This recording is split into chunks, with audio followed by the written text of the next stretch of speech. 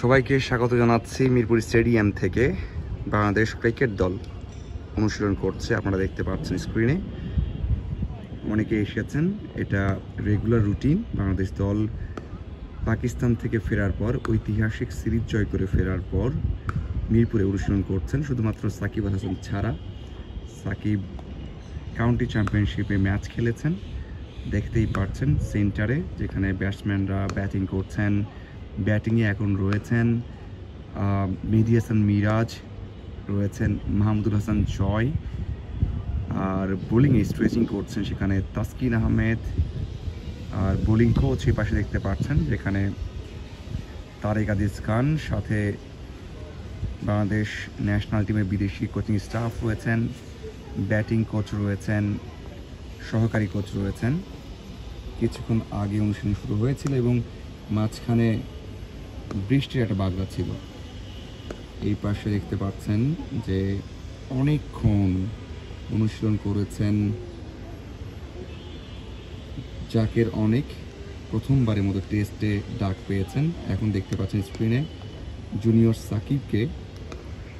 সাদা বলের অনুশীলন তাকে করানো হয় সবসময়, কারণ টি-20 খেলবেন। আজকে যদিও লাল বলের অনুশীলন হচ্ছে, তার মানে টেস্ট ক্রিকেটের জন্য বাংলাদেশ দল আজকে এবং আগামীকাল 2 দিন অনুশীলন করার পর প্রেস কনফারেন্স করবে ক্যাপ্টেন অথবা কোচ। তারপর রওনা দেবে ভারতে, সেখানে 2 ম্যাচের টেস্ট সিরিজ।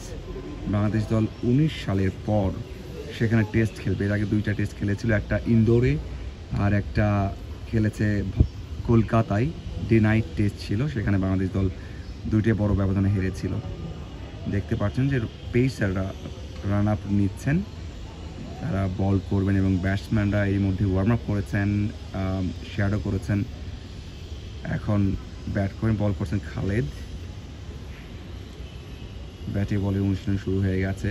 সবাই কিন্তু ভারতের শক্তি সামর্থ্য বিবেচনা করেই অনুশীলন করছেন, কারণ আমরা জানি যে ভারতের যে লাইন আপটা দেওয়া হয়েছে, সেখানে 2জন বিশ্বমানের, মানে বিশ্ব ক্রিকেটে নিজেদের প্রমাণ করেছেন এবং দুর্দান্ত বল করে থাকেন পেস ডিপার্টমেন্টে, ভুবনেশ্বর কুমার এবং সিরাজ।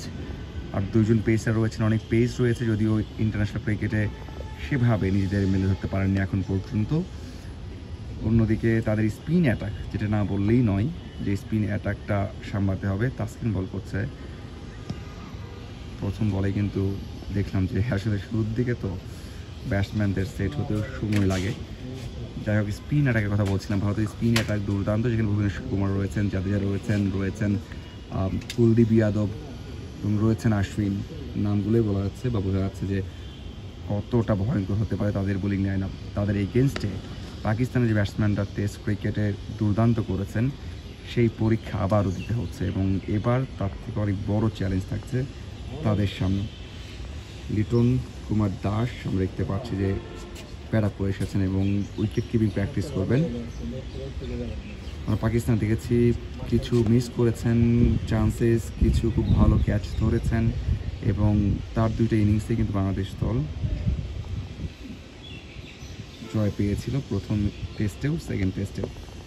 তো সেই দিক থেকে বাংলাদেশ দল ভালো একটা শেপে রয়েছে, যেখানে ওপেনিংয়েও আমরা দেখেছি জাকের এবং সাদমান অনেক দুর্দান্ত করেছেন। সাদমান অনেক দিন পর চান্স পেয়েছিলেন এবং সেটা কাজে লাগিয়েছেন। এভাবে বাংলাদেশ দল অনুশীলন করবে আগামী 2 ঘন্টার মতো। শুরু করেছে সকাল 8টায়, মাঝখানে ব্রেক ছিল। এরপর অবশ্যই বাংলাদেশ দল আজকে নামাজের আগে বাসায় ফিরে রেস্ট করবে এবং আর একদিন অনুশীলন করে ভারতে রওনা দেবে। প্রথম টেস্ট 19 সেপ্টেম্বর এবং দ্বিতীয় টেস্ট বাংলাদেশ খেলবে সেখানে, এবং তারপর 3 ম্যাচের টি-20 সিরিজ রয়েছে ভারতেই।